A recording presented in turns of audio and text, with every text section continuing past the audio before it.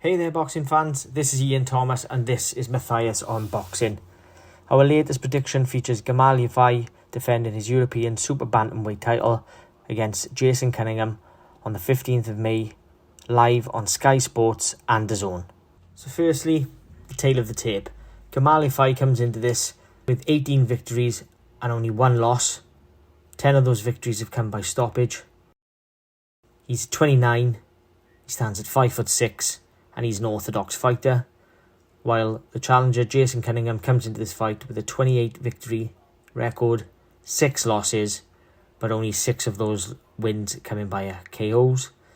He's 31, he's 5'7", and he's a southpaw fighter, so this should make it very interesting. So let's firstly introduce the challenger, Jason Cunningham. Cunningham has fought some decent fighters, and as I said, he's suffered 6 defeats, but 2 of those losses have come against Gamal's older brother, Cal, and Michael Conlan, so they are decent fighters. Cunningham knockout stats are not the greatest. He's not that one-punch knockout type of fighter. What you will get from him is lots of punches. He's got a decent engine, and he likes to throw combinations to keep scoring those points. Cunningham does like to shoot that jab, so if Gamal doesn't use his footwork like he did in the McDonald fight, then he's going to be there to be hit. Cunningham's amateur background wasn't that great. He's only fought 6 fights, winning 3 and losing 3, but he did lose against Andrew Selby and Paul Butler, so that would probably make up for the lack of fights he had in terms of a decent opponent at amateur level. Since making it into the pros, Cunningham has held the Commonwealth Bantamweight title in 2015 and the Commonwealth Featherweight title in 2017, but he once challenged for the British Super Flyweight in 2015 but was unsuccessful. So now he's stepping up to European level, and hopefully he can go in there and give YAFAI the best shot he can. Cunningham is a durable fighter, and he's been in there, like we said, with the Cal YAFAIs, the Michael Conlans, Michael Horrobins, but he's only been stopped once, and that was back in 2017 to Reece Bellotti. In that fight, he did get caught. He didn't hold when he got up or look to tie his opponent up. He took the 8 count, which is sensible, but maybe it was the lack of his amateur pedigree that he didn't just get up and look to spoil the fight. He looked to fight fire with fire. Now, in that situation, a more experienced fighter, maybe with an amateur background, would have got up, looked to hold, looked to stay away from his opponent, but he went straight on. Fair play to him.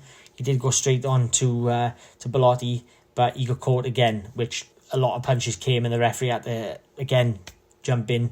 He was rocked, and he was on unsteady legs, so he maybe has learned from that fight. Like I said, it was back in 2017. If the same happens on fight night, you'd like to think that he'd be able to take that 8 count again, and then once he gets up, look to spoil his opponent's tactics. Now let's introduce the champion, GAMAL YAFAI.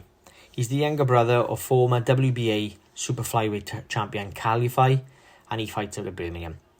GAMAL has won 4 of his last 5 fights, and only has lost 1 fight against Gavin McDonnell, which is no embarrassment, as Gavin McDonnell was superb in this fight. And just for the record, I think the McDonnell brothers are up there amongst my favourite fighters. So underrated, yet so effective. So again, it's a good learning fight for YAFAI. Credit had to go to YAFAI in that fight for seeing the final bell, because he could have been stopped in the 10th round. McDonnell was all over him, and again, he did well to see the final bell. However, since this loss, YAFAI has won 3 fights by knockout, and in his last fight, he won by unanimous points decision in Italy against Luca Rigoldi to win the European Super Bantamweight belt. YAFAI has shown in the last couple of fights that he's quick to counter shots, and he looks to draw his opponent in and let shots go. He's using his footwork to try and change the angles of the shot. In this fight, you'll have to be careful, because Cunningham's a southpaw, and he looked to keep landing that jab, and the southpaw stance could pose a threat to YAFAI. My prediction for this fight is a GAMAL YAFAI unanimous points win. He could even get the late stoppage. YAFAI is still learning and still improving, and in my opinion, I think he will win the fight come fight night. He's far slicker than Cunningham, so I feel he'll be able to hit and not get hit and dominate the fight. But the risks involved for YAFAI is taking Cunningham for granted and not using his footwork, and if he's standing in the pocket for too long like he was with the McDonnell fight, then Cunningham is just going to land shots all day long. You could also say that YAFAI has got the inside knowledge, having Cunningham fighting his older brother Cal, so they're going to know what threat Cunningham poses. So it's going to be an interesting fight. It's going to be a good test for Yafai to see if he can defend that belt. And obviously Cunningham stepping up to European level, this is a chance in a lifetime for him. So there's my prediction. I hope you enjoy the fight. Please let us know in the comments below who you think wins. Please keep liking, subscribing.